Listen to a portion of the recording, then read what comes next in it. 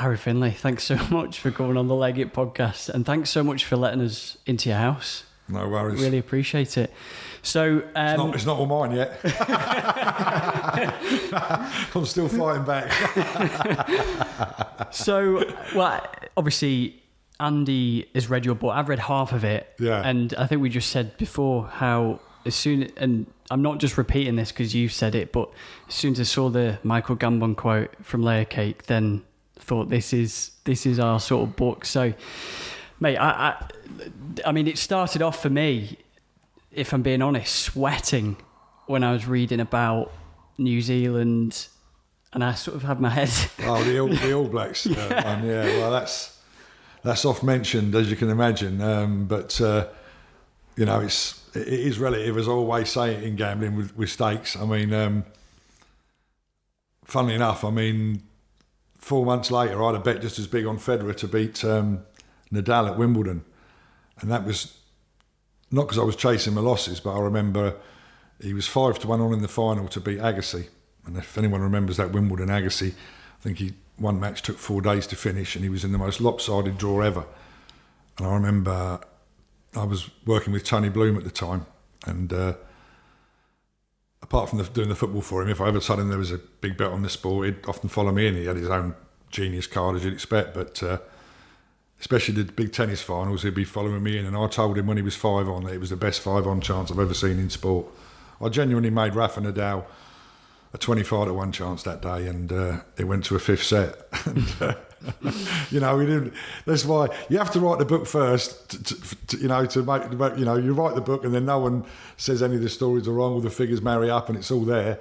But you have to do that first. But you can't really say, oh well, 4 months later I had even more on Roger Federer. Well, I didn't. I had 2.2 on Roger Federer, and literally when it got to the last set, I was bailing out 60 grand every change of every ends, because I really, once it had gone at the 5th set, I got it drastically wrong. I thought Nadal could hardly stand up, and I was in such a state of shock. What was the result of it? Federer won it in the 5th, 6-4 or 6-3. But I remember talking to Federer about it in the swimming pool at the Crown afterwards, and this way. Go on, so out you go, Sid. He's what's left of Coventry. I put my family's last 2 million into Coventry, and that's what I got, a retired greyhound. And people were saying to me on the water, saying, "How much do they cost ground?" I said, "He cost me 2 million." Did he used to run? He used to run at Coventry. Yeah, he was called Scola Maldini. He was he wasn't bad. He's a nice old dog. So round here we do a 2-hour walk every day, so he loves it. Yeah. So going back to Federer. Can I just before you say that, so just sort of for context for people, obviously your book Gambling for Life, if you could sort of sum up, just to give people a bit of context who maybe don't know who you are. Yeah. That's how the book Plenty starts. of people, hopefully. That's how the book starts with the big bet. Yeah, I mean everyone talks about it, because at the time I had a few horses, and at the time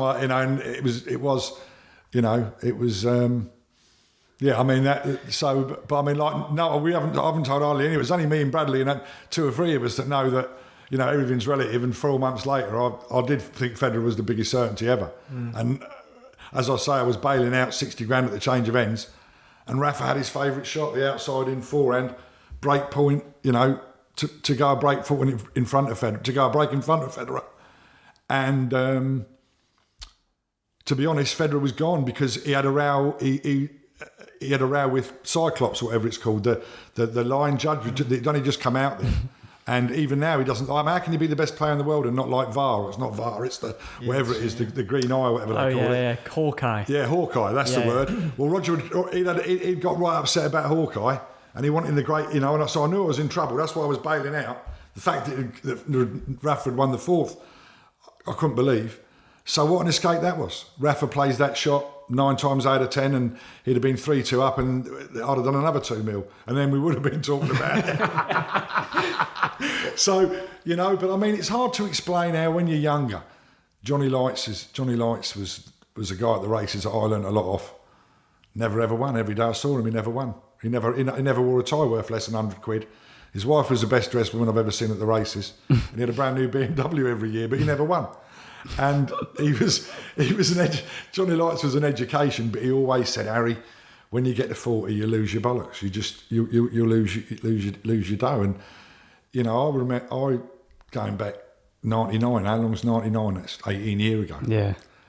I was at Cheltenham, and I was telling this story. Pick your own horses and you own Cheltenham. When don't get me wrong, it's the greatest buzz. But when you're a punter, when Isterbrack won in 99, my daughter would have been 5. The eldest daughter would have been 5, and around us, we had in all the accounts everywhere. I had 180 grand when the start of Cheltenham, the first day of Cheltenham, and I had out of the 180, I had 165 on Isterbrack to win the champion hurdle. In the 2 weeks leading up to it, I said, right, a bit like Ajax, I'm going all in here. I thought Isterbrack should have been 4 to 11, 3 on. He's 8 to 11, 4 to 6 everywhere. That's me. And I got there early. I watched the race before in the stands at Cheltenham to get a great view. I was there an hour and 20 minutes before the race. Watched Flagship Uber win the race before, and then there I was for Isterbrack. And when he come to jump the last, come on the inside, my legs wobbled. My legs actually wobbled with the press of it. But now, 20 years later, if I got 180 grand in the world, if the same situation arose, I'd be having probably 90 on Isterbrack. Yeah. I'll still have the 90 because it's hurdles, you see. So when you think they can't get beat over hurdles, I can't think of any hurdle that I've ever bet really where you even can think he could fall. And but they do very rarely, maybe 1 in 100, I suppose. So therefore, to me, when you think there's everything's got a price of offences because they can fall, or there's much more chance of an accident. So you have to allow that. And I think nowadays, because of that, there's hardly any value. All the LTOs and those nowadays, they're all the right price, whereas in my day, they were good prices. But over hurdles, if you think they're a certainty, I remember as a young man going all in on horses at Chepstow, and then we going to Chepstow one day and having my monkey, all I got in the world on a horse of Lady Valentine's. I thought it was a certain, got beat. And on the way back, I just felt terrible. You don't have to own horses to feel like you own horses. What's it like? Again, Tom's not really a gambler. I'm a gambler. What's it like though for the book and how you start off talking about that's the big famous bet you lost? If you like, what was it like opening up about losing that bet? Because I know myself, when you lose a bet, you just want to. Oh yeah, well I had to suffer. I had to suffer because just before you explain that, just say the number. 1.9 million. I had 2.5 million on the All Blacks, and which World Cup was this? Yeah, this was in 15, and or I've got the years now. It was 3 goes ago, whatever that was. I'm not one for the years. It was when they played the first game of the World Cup was in Paris, and France played Argentina, and I knew from 2 years out that I thought New Zealand were unbeatable. I fall in love with superstars. I've done all my life, including Ronnie O'Sullivan when he was about 12. But Dan Carter for me at rugby union was just, and if you look at his background and where he's from and how he does it, to me, Dan Carter is superstar. Dan Carter is golden Dan. Yeah. And you had him at the helm. He makes everything, as my mate says, he makes everything look easy. He's a fucking handsome bastard as well. Yeah, he's. The stories about his dad in New Zealand, now he's brought up, he's just pure dynamite, isn't he? But the whole team, and I loved the coach, and I loved all of it. And I knew all along that they were number 1 seeds. Number 8 seed was always going to be the 7 top teams can win it, and Argentina are 8. So really, the big mistake was when the first game went wrong. Argentina beat France in Paris, which meant the All Blacks had to play France in the quarterfinal at Cardiff instead of Argentina. You see. Now I had a box there and everything, and we had a big night there, but that was on the pretense that they'd be playing Argentina, there'd be 106, 107. What a lovely way to spend a Friday night. Suddenly we're playing France and it's $1.18, $1.19. And anyway, I should have cut my bet down, but by a miracle, at half time, I realised my mistake. I should have cut it down, and I did. To win the actual match, New Zealand were 103, 33 to 1 on, and I did lay 600 grand. I took £18,000 in. 600 grand? Yeah, I laid 600. I put 8 effectively. So laid means? Lay means I let someone have £600,000 on me, with me, 103, for that game. So I got 600 because I got that 600 grand back. Out of his 2.5 million, he's took 600 grand. Yeah, I took 600 grand back.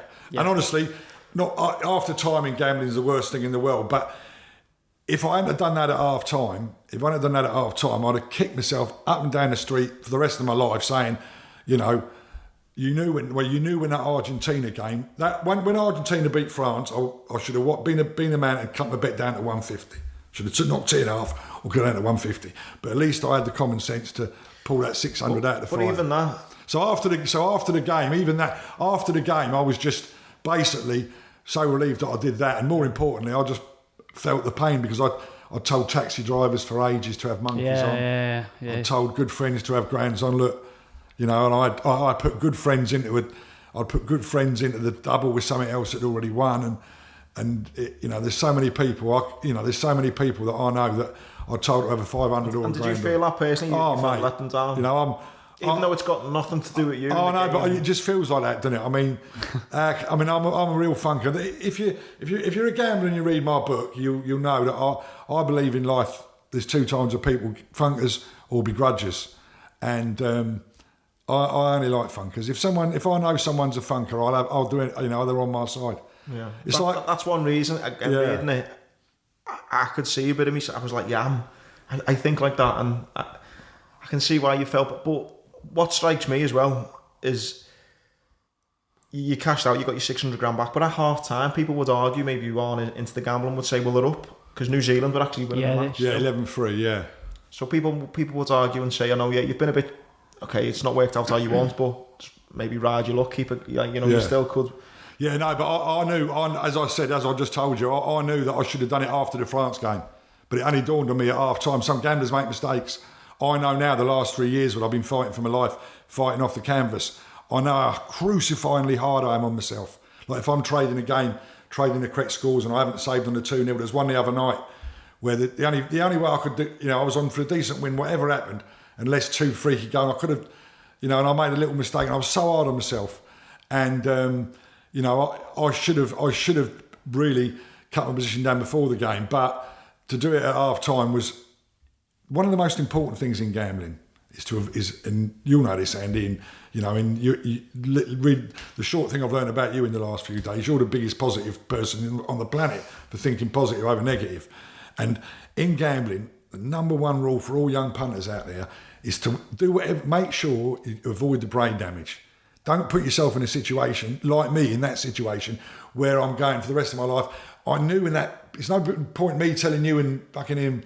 I couldn't tell if I hadn't took the 600 grand at half time, I couldn't have told you the story. I couldn't have come on the mic and said, I should have done this. No one wants to know about should have done. Yeah. Should have, could have. I could listen, after the game, I could have said, why didn't I lay like another 600 grand, which I did for about half a second before I punched myself on the head, on the train, packed full of Frenchmen, going mad, thinking how many fucking taxi drivers have I completely ruined in the last 12 months.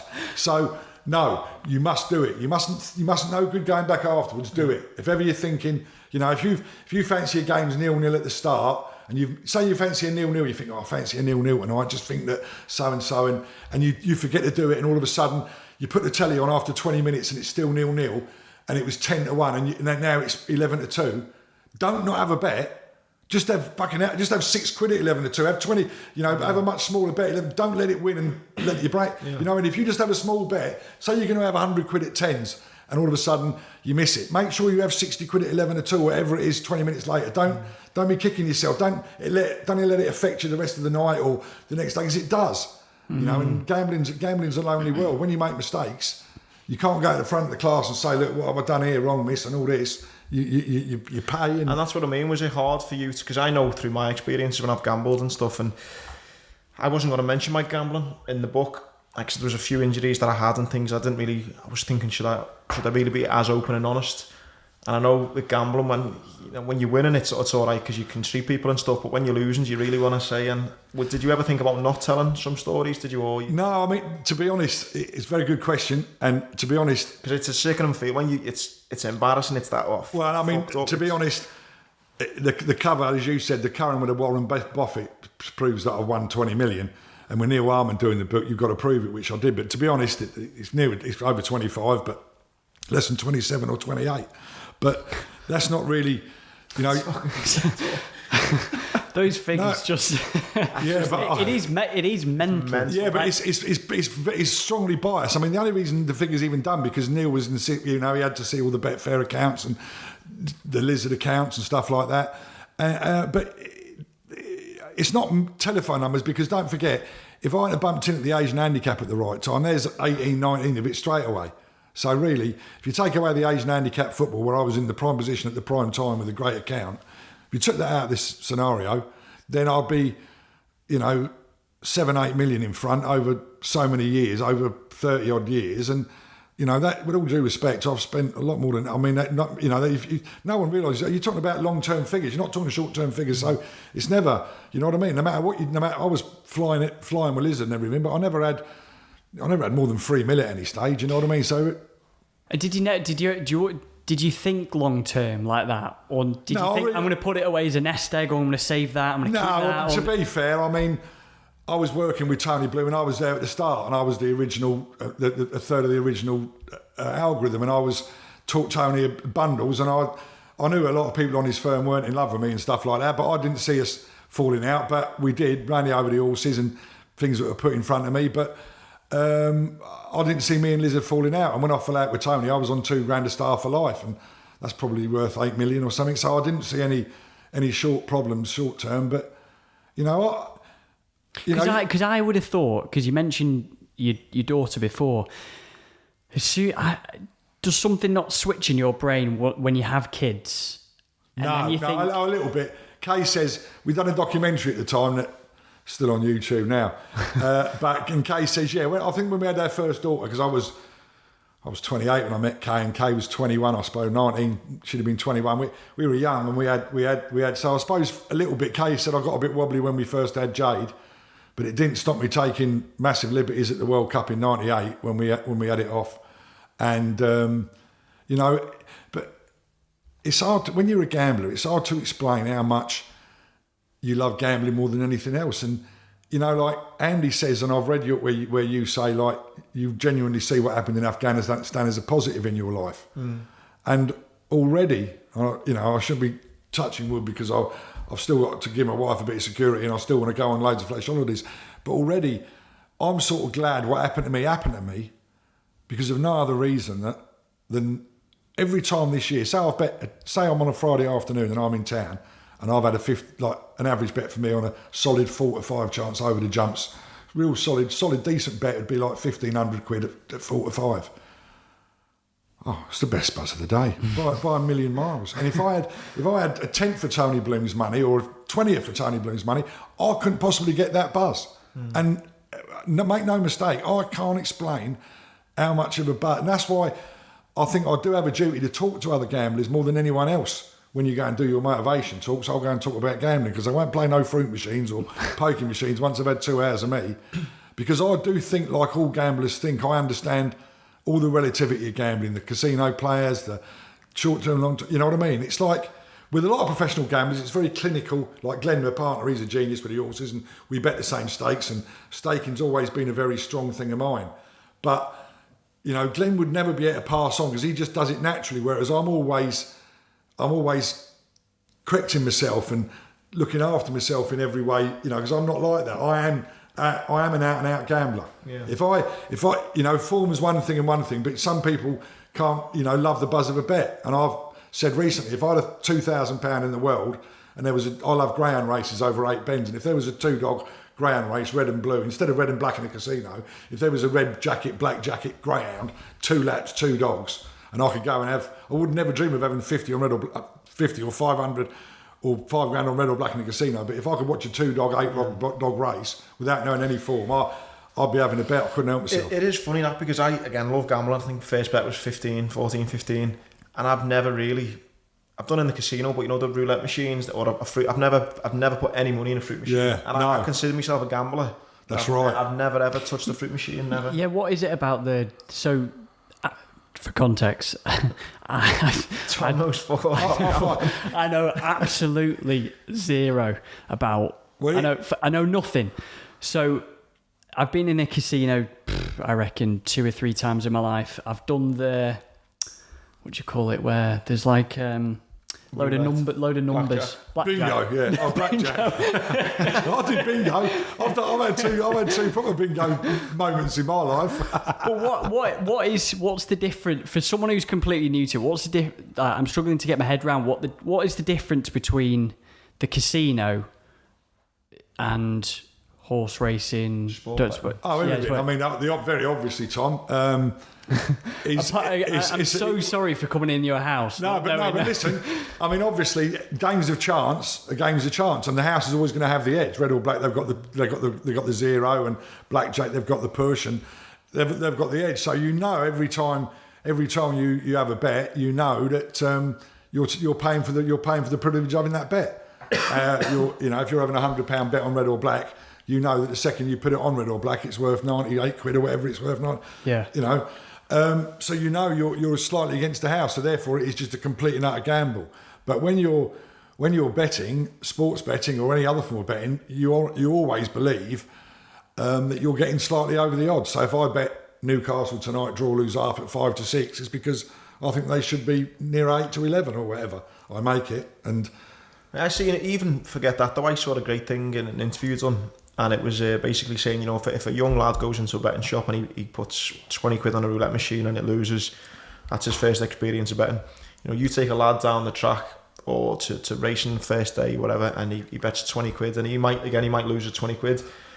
But again, it's a different outlook. He might think, I quite like the look of horse. What do those trainers get up to? I wouldn't mind owning a horse one day, or I wouldn't mind. The restaurant we've just been in, what's the catering work like at a race course? Exactly right. And I thought, you was in an interview you'd done, and I thought, if you go in... I thought it sounded good. But it's true, you see.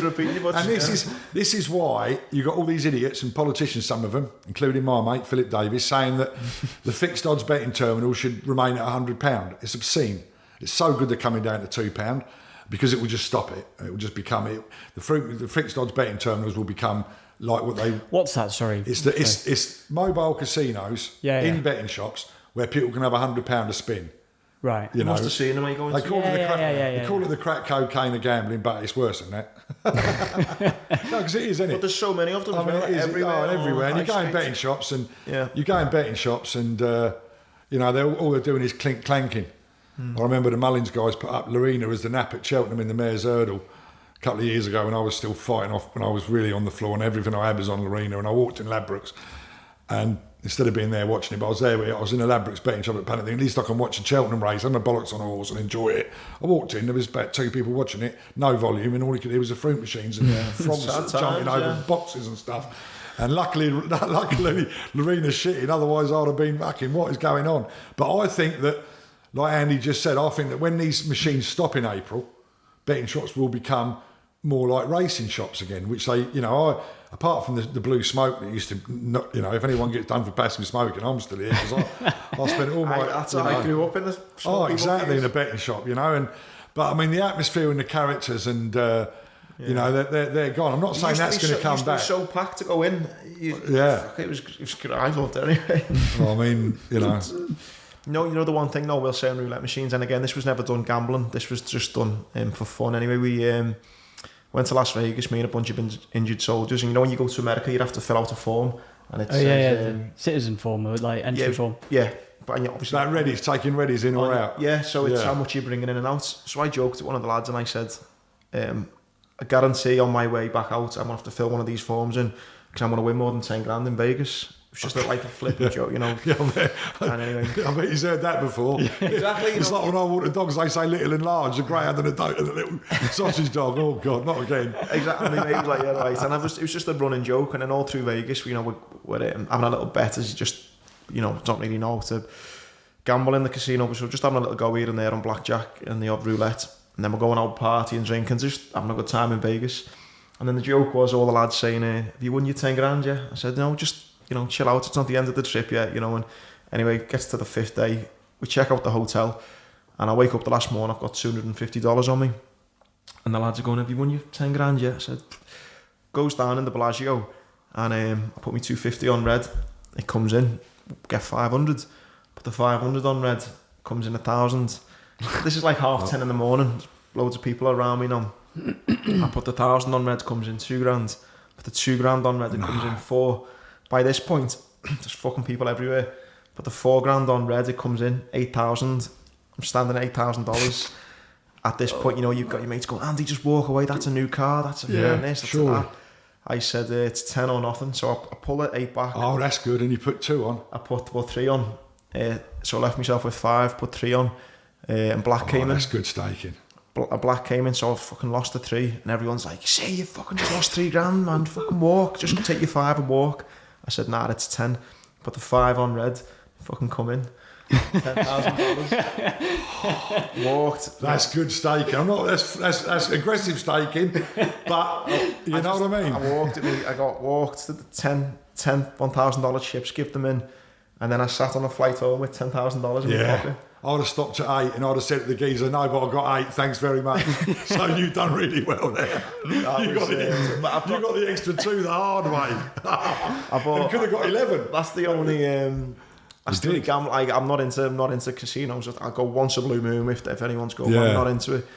But that's the only roulette. No, that's a good story. There's not many of them. That's a great story. Yeah. Had you always been into gambling? Yeah. I mean, again, when I read Harry's book, I was like, I need to meet this guy because so many things as we'll speak about. But I think I went and looked at I was always into footy, so you know, loved football, and then looking at a coupon, seeing my dad having a bet, just started doing the footy coupons and went in, done my first bet at 14, 15 or something. And I always remember at 15, I had a paper round and I think it was like a £15 accumulator I'd done, but I think I picked 5 home teams, 5 away teams, and then I'd roll them all up into a tenfold, and they all come in. But it was only small stakes. And then I went down the snooker hall and bought a pool table for like 3 or 4 hours for my mates. And I thought it was the best thing in the world. All my mates were there. I thought I'll just pay for it. And we're all drinking Coke. So for me, that was my first gambling experience. And then, I mean, I must have only won about 70 quid or something. But for me, at the time, it was loads. And then even from then, looking at the horse racing, used to do like 50p play spots. And then I'd be in my nan's, like looking at the paper the next day who won and on a teletext. And it's only small stakes, but just that buzz of just going into the betting shop and you know, I was always hard work. I think what's absolutely pivotal in young gamblers is that the winning early on is the problem. Yeah. So you said that in the, and that's why this is why you have all these fake accounts that they say you can bet 30. You can have 30 to 1 that Man City beat Burton, which is what they were doing. You can have 30 to 1 Man City to beat Burton, but you can only have £1 on, and you've got to open a new account. And when they do beat Burton 9-0, you get the £30, but it's only for other bets. Mm-hmm. And it's spratting. Yeah. It's spratting. And they do it in sophisticated, evil, brutal ways. And they know that if you bet the first winner, you feel, no matter what it is, you know, my mum took me to White City, I lost my £2. She lent me another £2. I bet I'll turn it into 17 quid.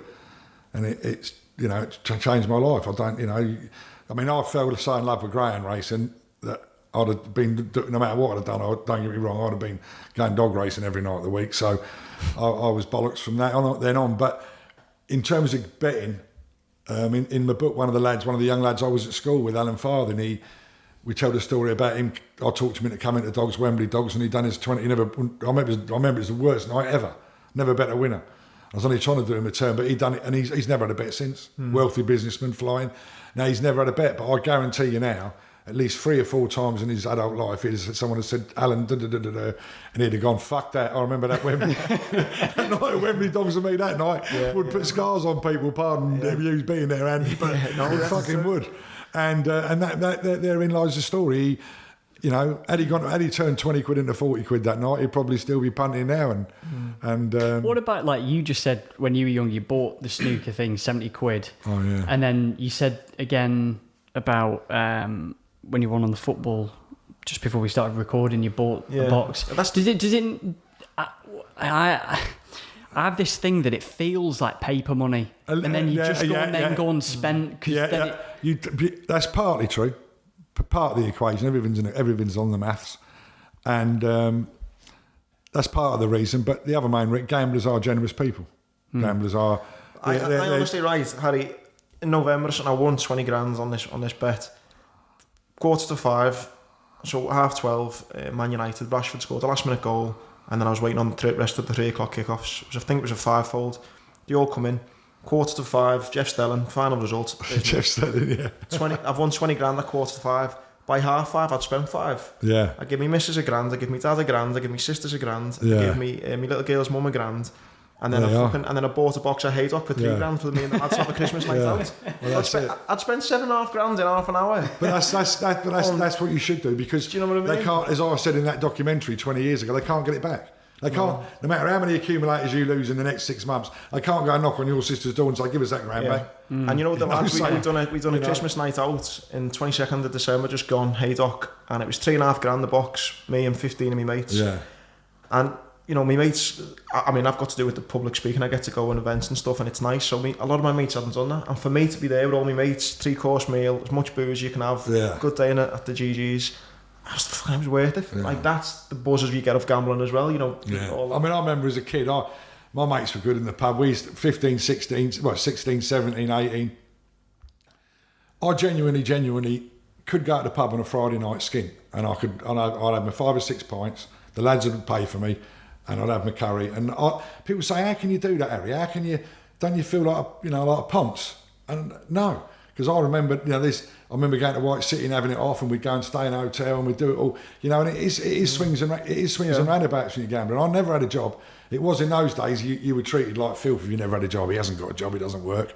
I just did the boards in the betting shops, obviously, and scallywagging. But something you said again, I keep quoting you here when you said you got to surround yourself with the right people. Yeah, and It's good that though, the fraternity sort of look after you, if you know what I mean. You know, if like when you're not winning, there is a code amongst gamblers. Don't get me wrong. When it goes wrong, so listen, some people completely. When you crash at the game, you crash at the game. But in terms of word of honour and code of conduct, gamblers are so miles ahead of. I mean, I've never been a businessman, but when I got involved at Coventry and TV pictures and rights and. Businessmen will tell you something to your face and complete and utter lie, and it just means nothing to them.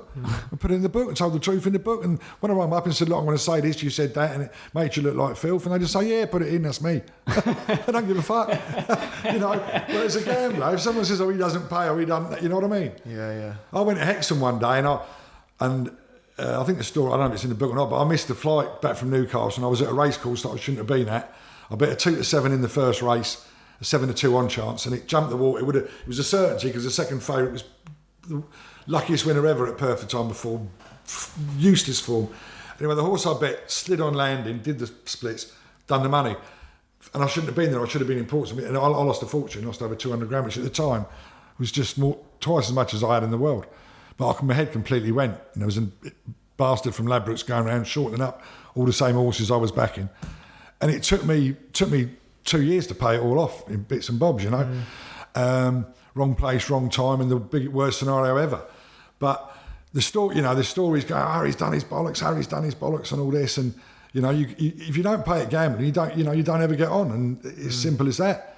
It's like Gary Wiltshire when he done his money with Frankie Dettori, the 7-timer. Yeah, he pulled up. He ruined himself, but he pulled up every dollar. I don't think he'd pull up every dollar if it happened now. He'd be too old and too wise. But because they were taking prices on that. If I'd have been in where Gary Wiltshire was that day when Frankie rode that winner, I honestly would be wiped off the face of the map, because he was laying Frank Fujama Crest that last day at Ascot. He was laying 2-1 about a horse that 2 hours early, and no one wanted to back at 12s when there'll never ever be. And Corals and Ladbrokes were going into him and saying, "How much do you want to lay?" You could, I know what I'd have said. And to Ladbrokes, especially the Ladbrokes, I'd have said, you can have what you want. What's with Ladbrokes and those sort of, like, how are you able to bet? Can they take any amount of money? So if I had no, there's a story when I was 18 in the Ladbrokes in Marlow where they refused me a bet of 180 quid on a dog. And it ruined my life because it won. And I put, that's the worst. That's why I superglued all the Ladbrokes shops over it for months on end. I couldn't get it out of my head. It was the worst. Still to this day, is my worst ever gambling experience. It happened when I was about 19, 20, and within an hour of it happening, I knew it would be my worst gambling experience of my life, and it still is now. If someone said, why did it piss you off so much? Well, because I was in the pub, a lot of pubs in my local village the night before, completely on the piss with my young mates, telling everyone this dog was a certainty, and loads of people give me a £5 and £10 to put on it, and when it won, and they didn't get paid, you know, my close mates were all right, but we went up a pub where there's a lot of older guys, 30, 40-year-old guys up there, and they all had a £5 because my mates were saying, "Hey, he's got certainty tomorrow." People like Colin Hopkins and Nobby, Willie Roberts' mates, older than us, 10 years older than us, they all bet it. So, of course, when I come back to them and I said, "Ladbrokes, biggest bookies in the world, wouldn't take my bet, here's your money back," they just thought, "You little tearaway bastard." And, you know, so much so that when Denman won the Hennessy about 20 years later, that pub, they normally have a coach trip to the Hennessy every year, and the year Denman was favourite, they went to Toaster instead. So now you know why. Now you know, and that's what gambling's a real tough school, mate. It's a real tough school, and you know, and it was only 60 quid if it was mine. I put 180 quid or 200 quid it might be. I think it was 180, and 65 quid if it was mine. That was all I had in the world, but it was 3-1. I knew it should have been evens. Because in those days there was no videos, you see, and I was going to Hackney and I was going to Watford, so you could see puppies unlucky getting beat. I remember back in a puppy called same name as the great Murtown went in an A8, and I told it, I'll never forget, it was 5-2 down to 6-4, and I would have definitely bet her at 2-on, and she's shitting. And that you got chances at dogs like that. You could really pick your punches, because now now everyone watches and there's videos, recordings. But in those days, if you weren't at the track on the afternoon, you had a big. If you were at the track and the rest of the country wasn't, you had a big advantage. So looking back at how you started and stuff, would you say that's not your heyday, but you know when it's on your phone now, it's everywhere, everyone's got the information, the internet. I think it's great now. There's no excuses now. This is. To be fair, I thought you would have said, you know, back then when it was you were. Oh no, it was more. Yeah, but listen, it was tough. This is what I'm saying here.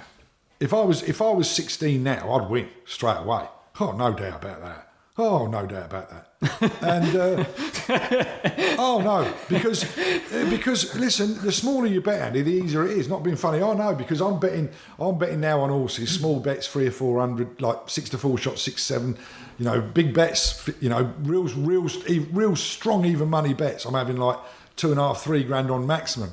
And you can get that on at the right price. When you're betting in 30s and 40s, you've got no chance. Like I've been betting the last 2 or 3 years on, you know, football matches where I can get my 100 quid bets on the correct score, and I can make a little bit, but you can't for big money. And so, you know, when you hear all these people, when you hear the worst thing you'll ever hear on telly ever, and that Irish bloody idiot keeps doing it at Ascot and Cheltenham, 4-5 favourite, 5 to win 4, £25 to win 20, £50 to win 40. And Brian Gleeson is called. Every time there's a 4-5 chance, he comes and says, this is 4-5, it's a good thing. He said, but no good to all those 10, 20. He says no good to those 25 and £50 punters. Well, Brian, I ain't being funny, but what the fucking hell's wrong with having a £50 to win 40 a good thing? Yeah. Because it's a lot easier to get £50 to win 40 than it is 500,000 to win 400,000. Yeah. You can get on, you back more winners, you get more confidence.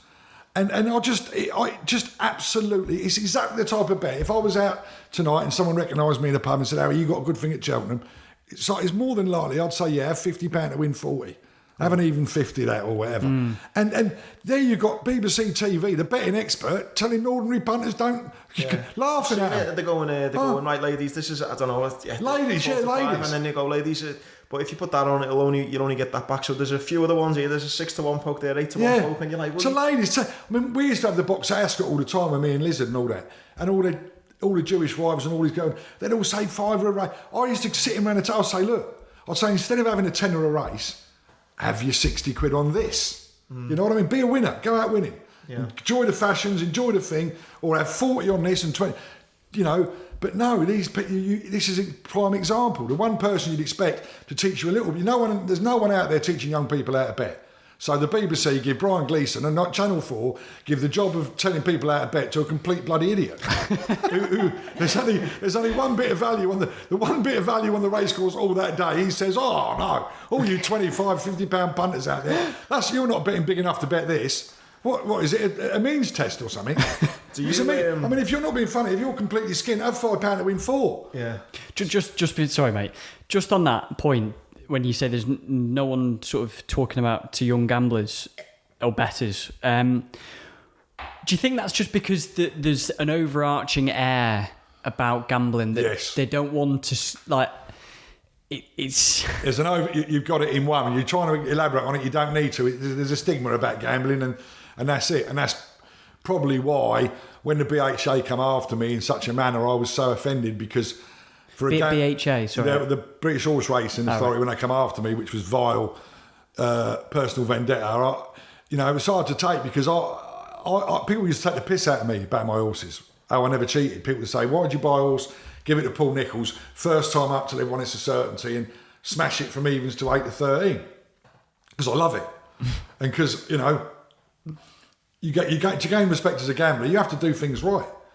Certain people are allowed to change the rules and get away with it. But to come after me, someone who, goes out of their way for everything to be straight and everything to be scrupulous in all their betting.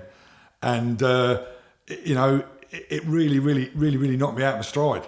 And as it would do, and there are other people who do handicap horses and go for touch and everything like that. But my motto was to play it straight, and that's why we could write the book. And that there aren't any stories where we ever done. I mean, I've owned dogs all my life, and horses only for a short time because of my mum. But people know if you're a cheat or not. And when they come after you, and when they know you're not, it hurts.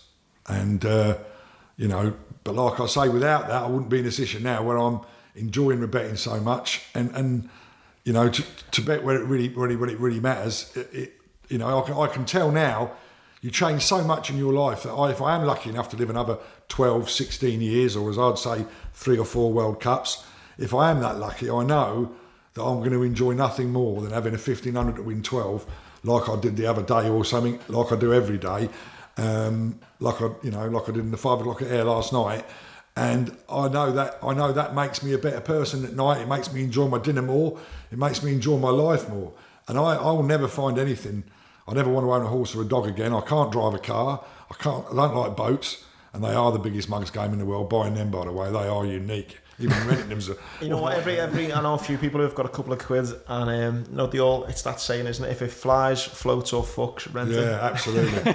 But boats are unique. All these mega guys with their yachts, God knows what they come to. I thought horses was... When you have a few horses, you realise it's out of control. And I mean, as in the cost.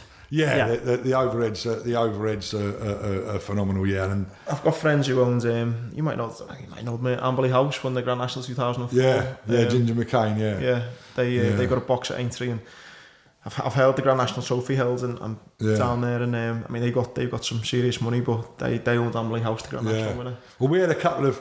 Obviously, my mum won the Gold Cup. We won races at Royal Ascot and all that. But we had a Grand National favourite a couple of years with Big Fella Thanks. Mm. And that is the atmosphere at Aintree for that. Honestly, my mate, I haven't got a lot of jockey mates really, but Christian Williams is a great lad. And he rode Big Fella Thanks that day. And every fence he jumped, it felt like winning a race. Really? And that's, as an owner, I mean, I normally talk as a punter. I wouldn't normally be talking up...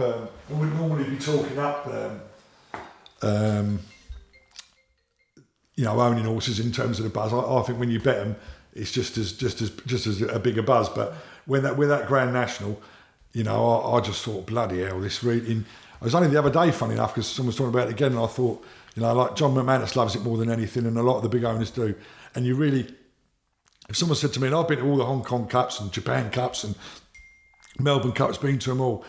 But if someone said, what is the one race with the most unique atmosphere, I'd definitely say the Grand National without a doubt. I mean, I normally do the 3 days. I absolutely love it. A couple of great stories I got from the races, and which is a question at the end of it I wanted to ask you. But do you ever? I'll ask you the first. So do you ever? I know you've got your professional gambling head on, but do you ever ever do that punt anymore of a name or I don't know? No, never. No, no matter what it is. No. No, never. Have you never ever been that way? No. No, not really, because you just... Not even if you've been, because I know you spoke about, when you're hitting winners and stuff, you've got to ride the luck type thing. Oh, no, but you've got to be... No, it's always very much about your staking and how much you're going to have on, and And no, I never, and I'd say that I say that unequivocally. I mean, it wouldn't even enter my head, no matter what it was. Really? No matter what the name was, the chances of it. Say that it's a pissed up funny story. And I was at the races, and me and my mate, and he'd been blown up in Afghanistan. He's got one leg as well, and me and we were with our girlfriends. Just walked in there into the Irish bar. Just started the day as we mean to go on. A couple of bottles of champagne.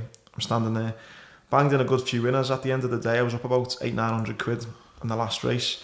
But I'm pissed as a fart though at this point. And my mate comes up to me, and he says, both pissed. He says, "Andy, how much are you up?" I said, "I'm up about 7-8, something like that." He went, "Right, who'd you fancy in the last?"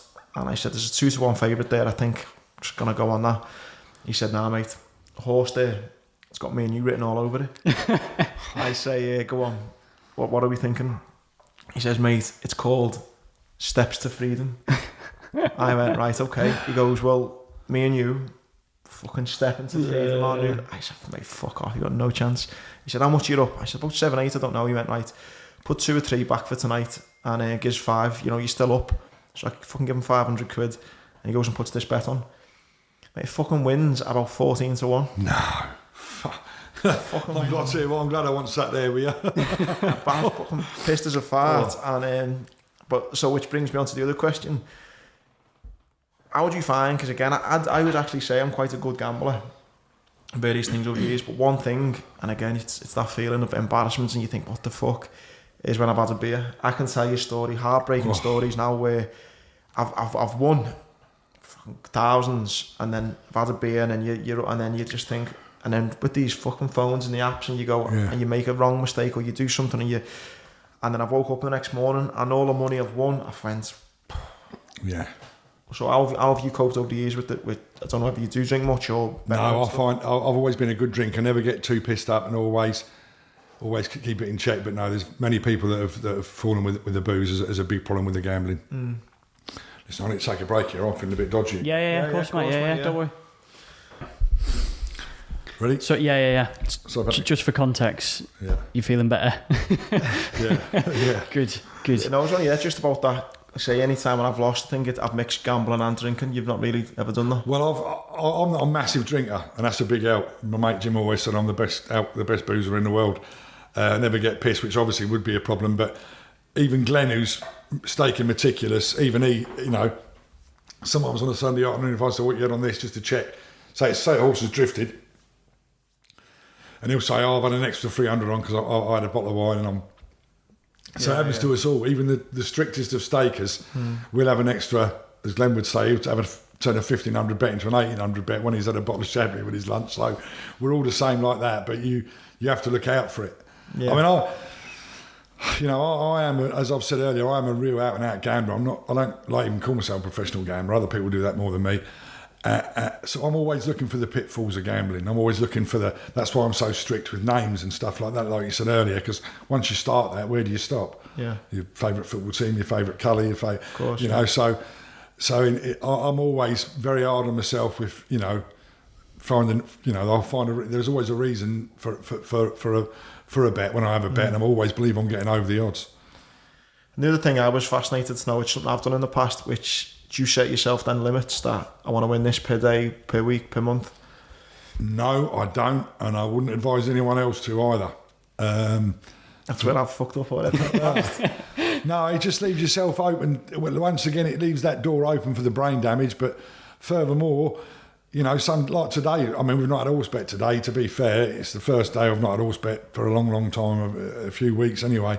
But when there's nothing there, you don't go looking for it, and more importantly, if you set yourself targets and how much you need to win each month or each week, it's a dangerous precedent because it gives you that pressure that you have to. Added pressure, and not only that, it's like so many people. The last race of the day or the last football match of the night, and they'll say they're like 300 behind or 300 in front with one race to go, and their stake in the last race should be 250, say, so which leaves them either invariably people will have more to go in front of the day. They'll say, well, if I have an extra 200 on this and it wins, I'm in front for the day. But it makes no difference if you're in front of the day. I mean, I've never kept records. A lot of professional gamblers do, but 99% of what I do is on Betfair now, and you can press the button and see how much you won or lost on any given day. So there's no need for it. And if you run out of money, you know you've lost. Yeah, I was just going to say. you work it out. If you win, you don't need to know. So. Well, yeah, it's surprising that, because I thought you'd have like an overall budget in your mind of my living costs. Like I know my living costs a month, and like I can get. Yeah. But How do you live then, though, if you're not? Well, you just have to win. I mean, the last after Coventry, Andy. I mean, listen, I'm talking to you. Who got his leg fucking blown off, but after Coventry, and I'd done my family's money. That's the only thing. That was the one time when, effectively, when I lost the $2 million at Coventry, that was a business venture, and that was me trying to save greyhound racing. So I couldn't actually have won. It wasn't like having $2,000 on the All Blacks. Yeah. I wouldn't have won. I wouldn't have got a divvy if, apart from a retired greyhound, that was all I was going to get. So to put myself and my family in that precarious situation and how they done it to me and the strokes that were pulled, it was a real tough fight back. And going back to the Johnny Lights thing, once you're over 40, you're fucked effectively. I'm surprised how I have fought back, but I think setting yourself targets and limits and all that just puts more pressure. I'll tell you what I do say. I said you got to win. All you got to do is win. And that's what I don't say anymore. I say that all the time. All I've got to do, I'd wake up if I'm, like you're a big motivational speaker, if I'm motivating myself, I say I've got to win. All I've got to do is win. And I don't say 40 pence or 40 grand. I just say win. Now, and as gamblers happen, sometimes you can win 800 quid on the day and think, I played shit today. That's what I think. My mum, she died, bless her, only a couple of months ago, but she'd often say to me, how do you, because when she was ill and writing the book, I spent a lot of time with her the last couple of years, staying with her a lot, and she'd say, how do you lose 700 quid on the day, son, and say you've done really well and boxed really well, and sometimes you might win $2,000 and say you played like an idiot, but you can. Yeah. And in the situation I've been in, I'm very self-critical, and not only do I add up what I win and lose, rather than do the figures and add up what I need and lose and what I win or lose, I'd rather look at bets and see how I could have done them differently. Always, I think I've fallen for what you said. I heard you say about if you're the smartest guy in the room, you should get in another room. And I think for a big part of my life, too often I've been the smartest guy in the room. And I often, that is a bit of a regret overall. So yeah, not jumping to different circles. Yeah, as soon as you said it, I thought, yeah, he's right, and I haven't. That's a good thing, good honest thing. That's what you're saying. That's why people say true things. It's like, hopefully, the things I've said about 11 men against 10, the things I've said about betting, I've said to you guys about betting small is easier. And if there's any young groups of lads out there, don't be looking for your football hackers. Those days are gone. The days of getting 2-5 Chelsea against Malmo, they're all gone. They're all priced up right now. There's no value, but there is value in those handicaps. Be it doesn't have to be Asian football handicaps. If I had 3 or 4 young mates, I think I'd say, look, what's the sport we love the most? Like in Australia now, the basketball's really big because it's in the morning. Now, all the bookmakers won't know as much about basketball as you. They have to price up matches they shouldn't really be pricing up. If you're a small betting, people say only betting 20s, only betting 30s, great. It's easier to win. Yeah. If you're a young kid earning 150 quid a week, try and win 50 quid gambling. Yeah. And, the fact of the matter is that,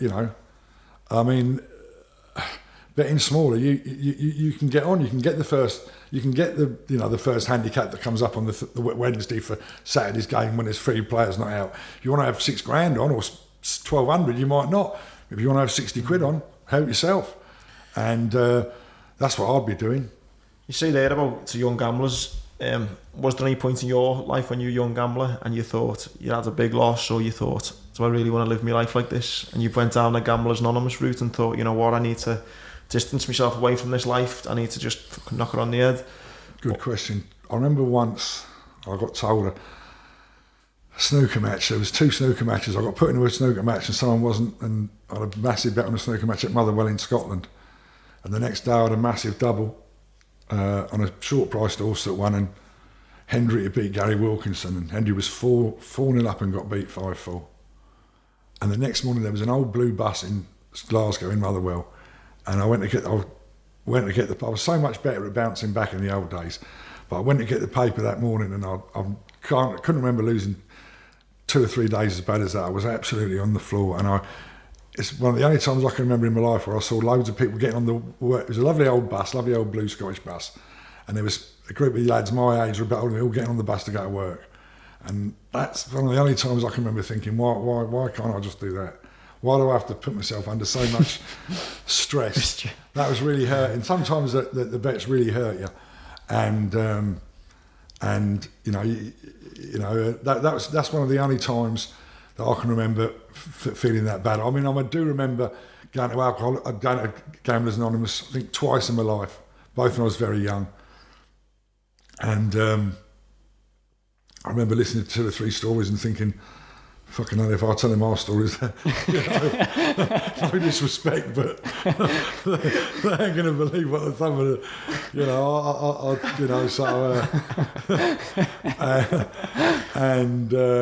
that was, no, so I get a little bit sort of quasi-religious sort of thing. No, it wasn't quite, but I must admit, when I was young, and there was the empty tin story, which we never told in the book, which Paul Barber loved, which was when I was 16 and I went to White City, and I told Barber, this is Barber's favourite story. He named the horse after it straight away. He said, so my dad would have been, when I was 16, my dad was the same size as me, and he liked one of those jackets with the leather elbows on it. It was like a tweedy jacket. It was banging fashion. But he kept his Second World War army tin with all his cash in it, and it was the heats of the Derby at White City. And this is the only other time when I felt like that. I felt even worse.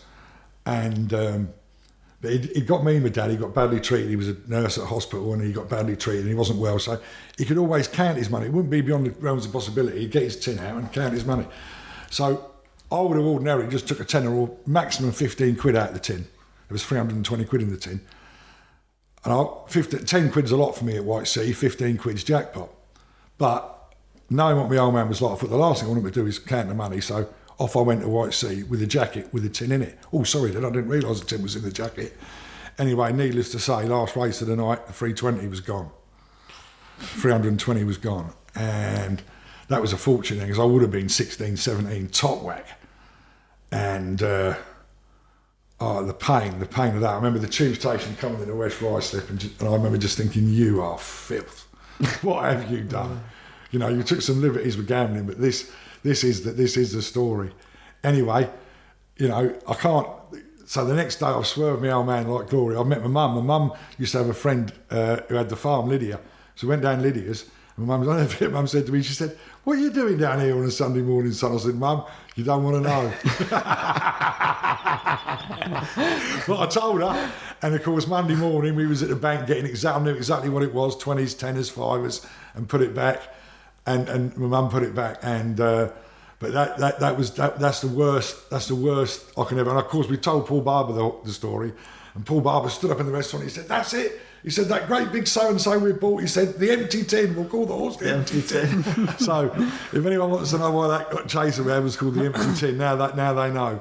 And that was the time where I actually felt that's the lowest I've ever felt as a gambler. And. But you live and learn, as you say. Yeah, mate. I think we'll wrap it up, but we should really mention your book as well, just before we die. Well, it's been out a couple of years now. It's not new, but no, I do think it's brilliant, mate. Absolutely. You know what you've not spoke about, innit? Maybe that's you've not spoke about all the.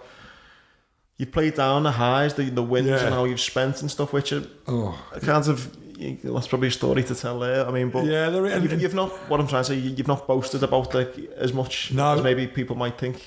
No, I think that's why it's been so popular. I think that people want to. I think nearly all the stories, most of my favourite stories are losing stories, and the only winning story that I really like is the one where we use the stolen credit cards. So it hardly portrays me as Patrick Veach win 10 million, la-di-da-di-da, but. Each to their own, but I think that's what punters wanted to read. And when I wrote it, I was on the low. I was very much on the low from Coventry, and so it was warts and all. I mean,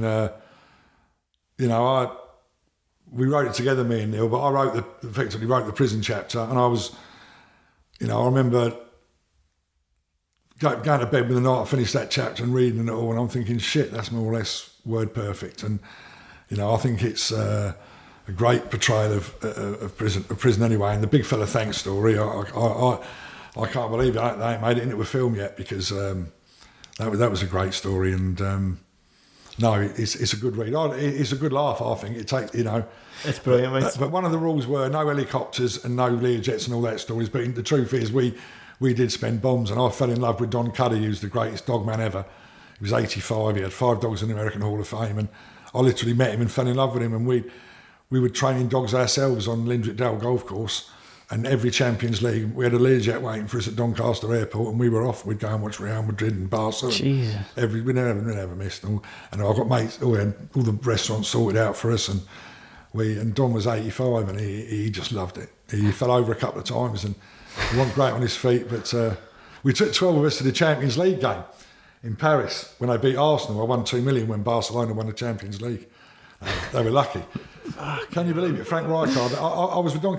Frank Rijkaard. He left Iniesta on the bench. Iniesta was my favourite player at the time. Left him on the bench. I said to Don Cuddy, I said it's mad. Anyway, there was 12 of us, and we got stuck in the underground train.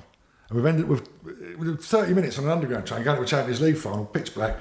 Anyway, we got to the gate D, Champions League. There's me and Don Cuddy. Yeah, we got the best 2 seats. Everyone else is all over the place. So there's 10 minutes to kick off.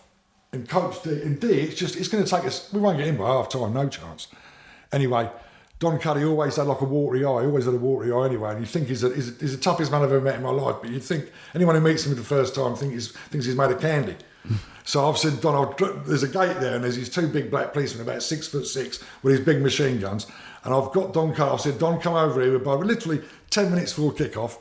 I said, Don, get them teary eyes on, I said, and stand here. And I've said to him, my granddad, these big 2 guys, let him in. Bang, we got in, and we were front row, bang, just before kick-off, and then left out Iniesta. But no, we had some great nights, and I remember one night we were, in Anfield, Don Cuddy's been to Anfield 2 or 3 times, Paul Barber's been to Anfield. He was there the night that Barney Reese scored the own goal. I had a massive bet that night, when Barney Reese scored the own goal in the last minute. In a Champions League game. So, Don Cuddy, you talk about his tip every time we go to Anfield, the eyes, as soon as that, you never walk alone. Man, I'll get you up there, man. Yeah, no, I get a lot of stick. I've got a couple of Evertonian fans, and if I say I'm a Liverpool fan, they go fucking mental. You don't understand, Liverpool fans aren't real fans and all that fucking garbage I get from Evertonians. So I don't often declare it, but if I do you don't have any soft spots in gambling, but I do have a little bit of a soft spot for Liverpool, and I think that them and Man City and Milestone. I can't tell you how disappointing all the other teams have been in Europe so far this year. I just hope we go and do it. So hopefully one of them will win it. Mate, thank you so much. We could talk all day, mate, and I'm sure if people read the book, they'll really enjoy it. But just thanks again for allowing us into your home, mate. It's been such a huge pleasure for me to meet you, and thank you. Yeah, pleasure. Thank you, mate. Yeah, thanks so much.